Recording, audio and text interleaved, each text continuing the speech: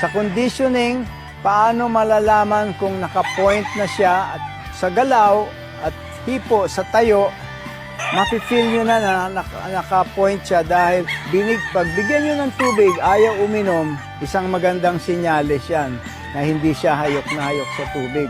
Ibig sabihin, tama lang pakiramdam niya. Tapos makita nyo, maganda ang hipo, may konting lambot, puno ang katawan, putok, hindi mabigat sa ilalim, namumulang muka, nangingintab ang mata, at makikita nyo yung kaliskis, namumula yung mga gilid, pati mga daliri.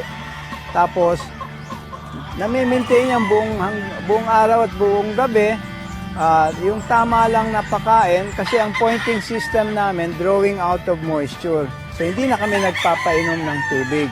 Pagkatapos niyan, pagdating ng hapon,